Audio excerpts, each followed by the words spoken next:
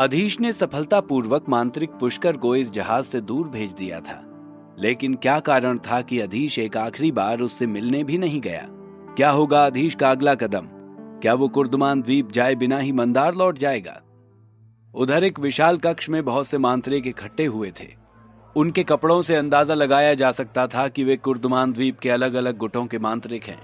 बीचों बीच एक ऊंचे स्थान पर एक विशेष आसन लगाया गया था। उस पर सफेद वस्त्र पहने एक बूढ़ा मांत्रिक बैठा हुआ था। उसका शरीर एक फीकी सुनहरी रोशनी से चमक रहा था और विशेष रूप से आकर्षक लग रहा था।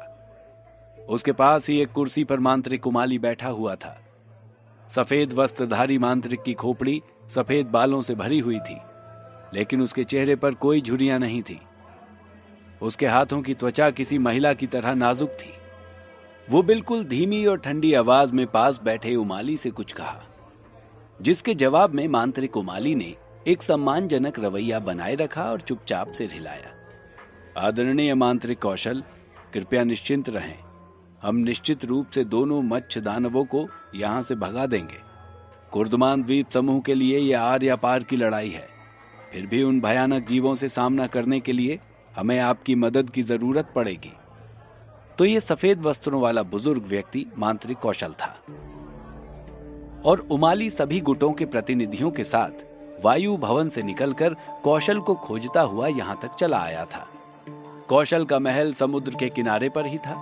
वो अपनी खिड़की से बाहर का नजारा साफ देख सकता था।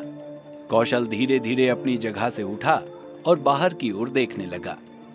उसने विशाल लहर की सवारी कर रहे कई समुद्री जानवरों को देखा और थोड़ा सिर हिलाया। मैं पूरी कोशिश करूंगा।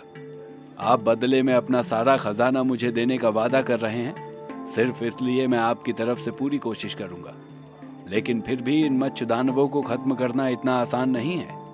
इसके आगे मांत्रिक उमाली ने कुछ भी नहीं कहा, बस एक गहरी सांस छोड़ दी। विशाल लहर तट के करीब और करीब आती जा रही थी और विशाल लहर से समुद्री जानवरों की तेज गुर्राहट को सुना जा सकता था।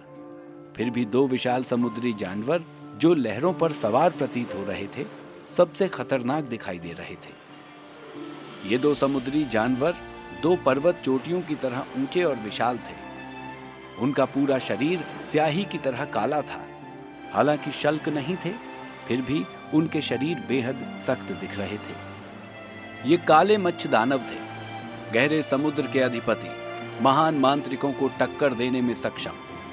ये विशाल लहर भी इन्हीं दोनों की रचना थी। इन दोनों जानवरों को देखते ही मांत्रिक कौशल कुछ गंभीर हो गया। उसने एक बार फिर उसी तरह धीमी आवाज में कहा, ये दोनों मच्छ दानव तो और अधिक शक्तिशाली हो गए हैं।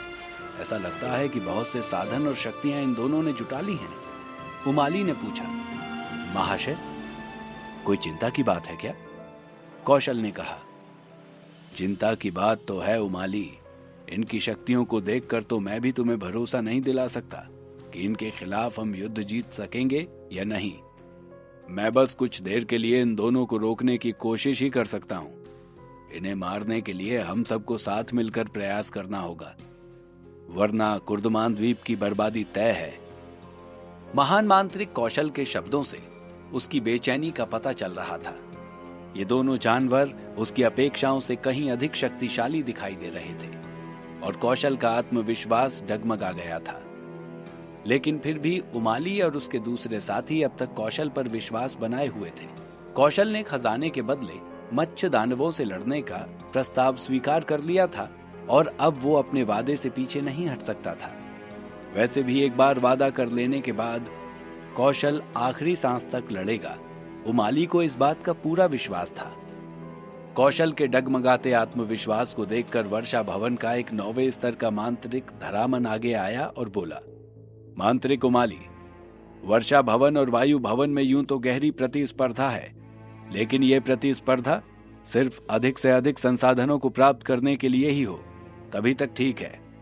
अब जबकि हमारी गौरवशाली भूमि पर खतरा मंडरा रहा है, तो हमें साथ मिलकर ही लड़ना होगा। हम अपने अस्तित्व के लिए आखिरी सांस तक लड़ेंगे। वहां उपस्थित सभी मांत्रिकों ने धरामन की बात का समर्थन किया। सभी मांत्रिक बाहर निकल आए थे, जिनमें सबसे आगे मांत्रिक कौशल था। वो उन सब का नेतृत्व कर रहा था। अचानक लहरें समुद्र तट पर जोर से टकराईं और भयानक समुद्री जानवर उन्मादी रूप से आवाजें करते हुए समुद्र तट पर उतरने लगे। उनके खून की तरह लाल आंखें चमक उठी। मांत्रिक कौशल ने आवाज बुलंद की, आक्रमण करो। इस आवाज के साथ ही शांत समुद्र तट पर उथल पुथल मच गई। मंत्रों की आवाजें तेज हो गईं और हमले होने लगे। अचानक समुद्र के पानी से बना एक बड़ा जाल आसमान से उतरा और पूरे समुद्र तट को ढक लिया। इसमें प्रबल दमनकारी शक्ति थी, साथ ही इस पर रहस्यमयी लकीरें भी चमक रही थीं। काले पानी का जादुई जाल, बहुत से मांत्रिक एक साथ बोले। यह मंत्र पढ़ने वाला मांत्रिक दर्शन था, जो कि जादू भवन का एक 7वीं श्रेणी का मांत्रिक था। इस विशाल जाल पर रहस्यमयी संकेत चिन्ह उभरने लगे और सनसनाती हुई बर्फीली आवाजें आने लगी। अचानक से ये संकेत चिन्ह फैले और थोड़ी ही देर बाद जाल सिकुड़ने लगा। बहुत से समुद्री जानवर जो अभी अभी समुद्र तट पर उतरे थे, उनमें से अनेक इस जाल में फंस गए और मांत्रिक दर्शन ने कीड़े मकोड़ों की तरह उन्हें जाल में फंसा लिया था और इस जादुई जाल ने उनका दम घोट दिया। इससे पहले कि वे आगे बढ़ पाते, उनकी जान निकल चुकी थी। इस तरह का जाल मंत्र वर्षा भवन और वायु भवन दोनों के पास नहीं था। मांत्रिक उमाली ने दर्शन की प्रशंसा करते हुए कहा, जादुई भवन का ये जाल मंत्र वास्तव में बहुत कारगर सिद्ध हुआ। मांत्रिक उमाली ने एक उदास नजर उन मरे हुए जानवरों पर डालते हुए कहा, यह तो बस शुरुआत है। इस हमले से समुद्री जानवर भड़क उठे थे और तेजी से हमला करने के लिए आगे बढ़ने लगे। तीनों गुटों के मांत्रिक साथ मिलकर जानवरों को रोकने के लिए युद्ध करने लगे। खून की भयंकर बदबू हवा में फैल गई थी। समुद्री हवा के एक और झोंके के साथ अनगिनत खूंखार समुद्री जानवर समुद्र तट पर आ गए थे। उनका उन्माद देखकर लग रहा था कि कुछ ही क्षणों में वे पूरा द्वीप तहस नहस कर डालेंगे। निश्चित रूप से, जैसा कि मांत्रिक उमाली ने कहा था, यह खूनी क्रूर लड़ाई अभी शुरू ही हुई थी। हम बड़े जानवर गर्जना कर रहे थे। दोनों ओर से जोरों के हमले हो रहे थे। लड़ाई शुरू हो चुकी थी। जैसे ही जानवर पास आने लगते, मांत्रिक दर्शन अपना जाल फेंककर उन्हें मार डालता। इसलिए समुद्री जानवरों की आश्चर्यजनक संख्या के बावजूद उन्होंने मांत्रिकों के लिए कोई बड़ा खतरा पैदा नहीं किया। कुछ देर बाद जानवरों की संख्या काफी कम हो गई। अब तक मांत्रिक दल का कोई खास नुकसान नहीं हुआ था, लेकिन अचानक एक तेज गर्जना हुई और सभी जानवर जमीन पर झुक गए। कौशल की नजर समुद्र तट की ओर थी। वो जोर से चिल्लाया, सब पीछे हट जाएं। मांत्रिक पीछे हट गए और सभी ने लगभग एक साथ ही समुद्र की ओर देखा। समुद्र की लहरें ऊंची और ऊंची उठ रही थीं। तट पर खड़े सभी जानवर जैसे किसी के सम्मान में झुक गए हों। अचानक लहरों में से 2 भयंकर आकार के जीव कूदकर जमीन पर उतरे। मांत्रिक उमाली और महान मांत्रिक कौशल जैसे शक्तिशाली मांत्रिक एक ही नजर में उन दोनों समुद्री जानवरों को पहचान गए, क्योंकि केवल जानवरों के राजा यानी मत्स्य दानवों का ही ऐसा प्रभाव हो सकता है। मत्स्य दानवों ने अपना सिर उठाया और समुद्र तट पर फैले मांत्रिक दर्शन के जाल को देखा। फिर वे फुसफुसाए और समुद्र की विशाल विशाल लहरें उठी और समुद्र तट की ओर तेजी से बढ़ने लगी। एक जोर की गड़गड़ाहट सुनाई दी और मांत्रिक दर्शन का काला पानी का जाल, जो अब तक सैकड़ों जानवरों को मौत के घाट उतार चुका था और अतुलनीय रूप से शक्तिशाली था, टुकड़ा टुकड़ा होकर बिखरने लगा। मांत्रिक दर्शन का चेहरा भय से पीला पड़ गया। उमाली ने मांत्रिक कौशल को संबोधित करते हुए कहा, ये बड़े आकार के महाशक्तिशाली मत्स्य दानव हमारे वश में नहीं आने वाले मांत्रिक कौशल। अब इन्हें आपको ही नियंत्रित करना होगा। मांत्रिक कौशल खुद ही उन मत्स्य दानवों को ध्यान से देख रहा था। छप छप की ध्वनि करते हुए वे समुद्र से चलते हुए आ रहे थे और उनके आगे बढ़ने के साथ साथ मांत्रिकों के हृदय की धड़कनें भी तेज होती जा रही थी। ये दानव जल के प्रवाह में बदलाव कर सकते थे। यहाँ तक कि समुद्र जैसी विशाल जल राशि भी उनके नियंत्रण से बाहर नहीं थी। लेकिन उनकी सबसे भयानक विशेषता उनके मजबूत शरीर थे। उनके शरीर की शक्ति किसी भी महान मांत्रिक के बराबर ही थी और यही कारण था कि ये समुद्र के राजा कहलाते थे। फिर भी यदि एक ही मच्छ होता तो मांत्रिक दल मिलकर उसका सामना कर भी लेता, लेकिन यहां तो दो दो मच्छ दानव सामने खड़े थे।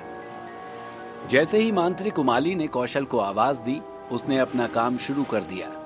सफेद वस्त्र पहनने वाले मांत्रिक कौशल ने एक गहरी सांस ली और फिर धीरे धीरे हवा में उठ गया। उसका पूरा शरीर पवन के तात्विक उतार चढ़ाव से घिरा हुआ था। मांत्रिक कौशल ने धीरे से अपनी कमजोर उंगलियों को घुमाया और मंत्र पढ़ा। भीषण वायु। वायु का एक बवंडर उठा और अत्यधिक तेज गति से दानवों की ओर बढ़ने लगा और जाकर मच्छ दानव से टकरा गया। वायु के इस भीषण टकराव ने दानवों के शरीर को तलवार की तरह काटना शुरू कर दिया। मच्छ दानव के शरीर से खून की धारा फूट पड़ी। हालांकि ये वायु मंत्र उनका विशेष कुछ बिगाड़ नहीं सका, लेकिन इसने दानवों को परेशान कर दिया था। कुल मिलाकर यह हमला कामयाब रहा और मांत्रिक कौशल ने फिर से अपनी उंगली उठाई। अब की बार उसने मंत्र पढ़ा। साथ ही एक वायु का बवंडर भी था। इस बवंडर के भीतर से आग की लपटें निकलने लगी। प्रचंड हवा की सहायता से आग की लपटें और अधिक जोर से जलने लगी। इस समय हवा और आग पूरी तरह से एक रूप लग रहे थे। मांत्रिक उमाली ने प्रशंसा की दृष्टि से कौशल की ओर देखा। वो सोच रहा था, ये मंत्रों का एक संलयन है। पहले मुझे लगता था कि ये केवल एक अफवाह है कि महान मांत्रिक दो अलग अलग तत्वों के मंत्रों को भी एक साथ मिला सकते हैं, लेकिन आज अपनी आंखों से देख भी लिया। यही है मंत्र शक्ति का उच्च स्तर और मांत्रिक की महानता। मैं एक लंबे समय से 9वें स्तर का ही मांत्रिक बना हुआ हूँ और इस तरह तत्वों को संलयित करने की कोशिश कर रहा हूँ, लेकिन मैं यहीं फंसा रह गया। पता नहीं कब मैं इस कार्य में सफल हो पाऊंगा। केवल मांत्रिक उमाली ही नहीं बल्कि अन्य मांत्रिक भी खौफ में थे। 7वें स्तर या उससे ऊपर के मांत्रिक बनने पर इनका सबसे महत्वपूर्ण काम होता था नए मंत्र प्राप्त करना और नए मंत्रों का निर्माण करना। लेकिन इन दोनों में बड़ा अंतर था। कुछ मांत्रिक इस तरह नए मंत्र बनाने में बहुत निपुण थे।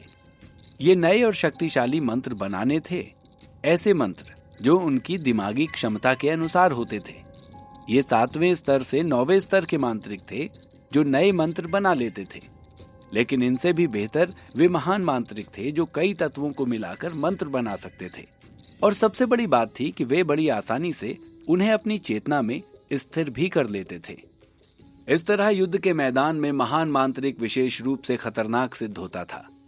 उसका एक आकस्मिक इशारा या कोई भी साधारण मंत्र अनगिनत मंत्रों की विशेषताओं को प्रदर्शित करता था। हिम प्रकार के मंत्रों में जलती हुई लपटें हो सकती थीं, जबकि अग्नि प्रकार के मंत्रों में जल की भयंकर लहरें हो सकती थीं। अभी अभी मांत्रिक कौशल ने जो मंत्र पढ़ा था वो भी वास्तव में मंत्र संलयन का एक उत्पाद था जो कभी भी बदल सकता था, किसी भी समय और स्थान पर असीम शक्तियों को उजागर कर सकता था। ची ची ची, मच्छ दानव चीख रहा था।